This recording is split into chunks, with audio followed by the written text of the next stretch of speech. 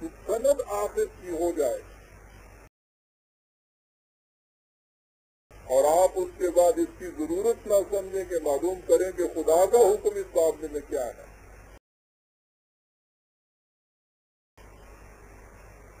تو آپ کو معلوم ہے کہ اس فرقہ پرستی میں بھی یہ آپ کا جو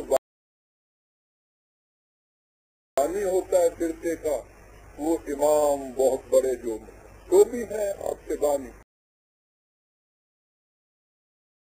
کتنا خوف آپ کے دل میں ان کا ہوتا ہے. اگر کوئی کام آپ سے ایسا سرزد ہو جائے جو ان کے کسی فیصلے کے خلاف ہے، آپ اگر نماز میں ہاتھ ذرا اونچا باندھ لیں اس مقام سے کہ جو انہوں نے کہا تھا یہاں باندھیے، آپ دیکھیے اس کے بعد نماز نہیں ہوئی، فریضہ ساقط ہو گیا، اس کے لیے ایک عجیب الجھن آپ کے ذہن میں پیدا ہو رہی ہے، ایک پریشانی آپ کو لاحق ہو رہی ہے. وہی خوف ہے.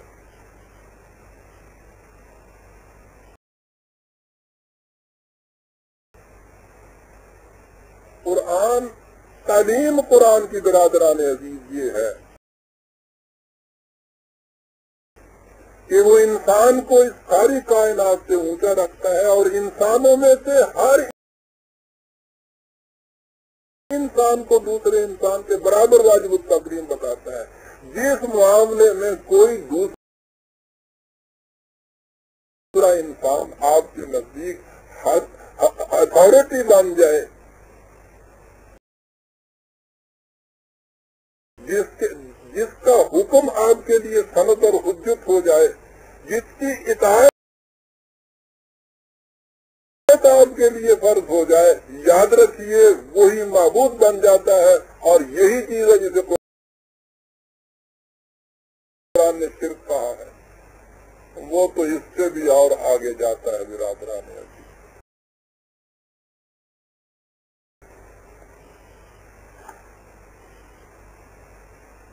وہ تو خود انسان سے یہ کہتا ہے کہ ایک روش تو یہ ہے کہ خدا کا قانون اسے آپ نے سمجھا، اس کے مطابق آپ نے عمل کیا. اور دوسری چیز یہ ہے کہ جس طرح سے آپ کی کوئی خواہش ہوئی اس طرح سے آپ نے کرنا شروع کر دیا. وہ کہتا ہے کہ یہ بھی شرک ہے. ارایت من اتخذ الہہ ہواہ، ارے کبھی اس کو بھی تم نے دیکھا اس مشرک کو کہ جس نے اپنی خواہشات کو ہی اپنا معبود بنا رکھا ہوا ہے؟ یہ بدترین قسم کا مشرک ہے. یہ باہر کے بت تو برادران عزیز نظر آ جاتے ہیں، محسوس اور مری ہوتے ہیں، ان کا معلوم ہوتا ہے. یہ جو اس کے اپنے دل کے منظر کے اندر 360 بت رکھے ہوئے ہوتے ہیں، یہ نظر ہی نہیں آتے. بڑے غیر محسوس بت ہوتے ہیں.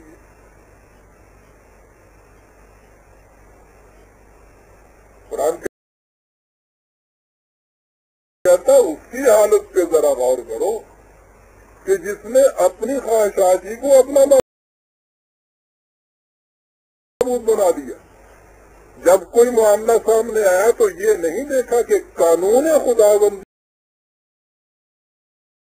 اس معاملے میں کیا کہتا ہے، مجھے اس کے مطابق کرنا چاہیے. میری اپنی خواہش کیا ہے؟ اپنے جذبات کا غلام.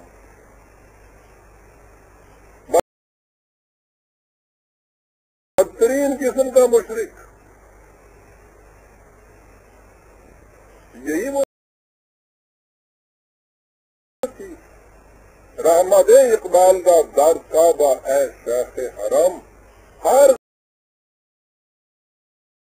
زمانے کا راستی دارند خداوند دیگر، اسے کعبے میں نہ گھسنے دے۔ نظر آتا ہے بظاہر کے بڑا موحد اور مسلم ہے، اس کی کیفیت یہ ہے کہ اس کے آستین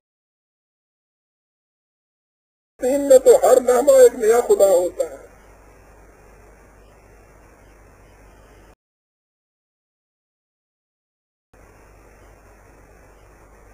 می تراشد فکر ماں ہر دم خدا دے دیگر، رست از یک بند تا افتاد در بندے دیگر۔ یہ جو بت کدہ ہے میرے دماغ کا کمبخت، ہر آن ایک نیا نیا بت تراشتا رہتا ہے، تو کیفیت میری یہ ہوتی ہے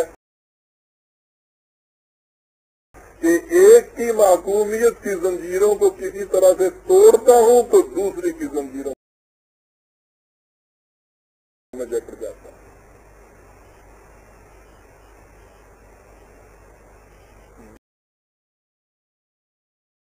دیکھیے قرآن کہاں لے جاتا ہے انسان، خارجی کائنات میں کسی کے سامنے نہیں جھکتا،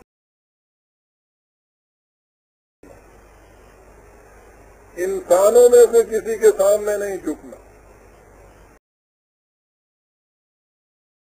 زندہ انسان کے سامنے نہیں جھکنا، کہ جائے کہ مردہ انسان کے سامنے نہیں جھکنا،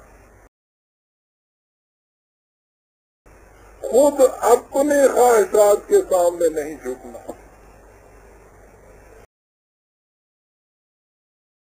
جھکنا ایک خدا کے سامنے، در والے خدا کے سامنے نہیں، اس کے سامنے جس نے قانون بنا دیا اور کہا کہ ہم اس قانون کی خلاف ورزی نہیں کریں گے۔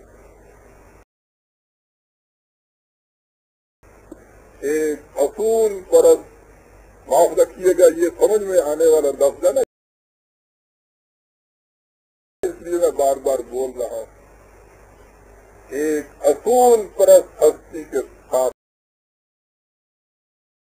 واسطہ پڑا ہوا انسان کا، اور اصول پرست کبھی کسی کو ذلیل نہیں کرتا۔ برادران عزیز،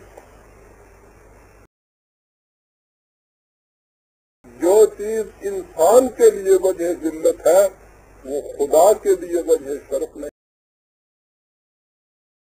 ہو سکتی۔ بڑی بات ہے، یہ اس کی تخلیق کا شاہکار ہے۔ ساری تعلیم ان قرآن کی یہ ہے کہ انسان کو وہ بلند مقام عطا کیا جائے کہ جو کائنات میں جس مقام کے لیے یہ بنایا گیا تھا، ساری کائنات سے اونچا، ایک خدا سے نیچے، اور خدا وہ جو قانون کا خدا ہے، جس سے پھر ڈرنے کی کوئی بات نہیں۔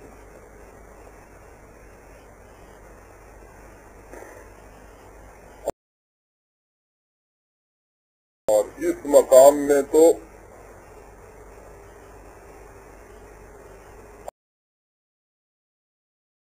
اور آیت سامنے آتی ہے، چشمے بصیرت جب اس پہ غور کرتی ہے برادران عزیز تو وجد میں آ جاتی ہے۔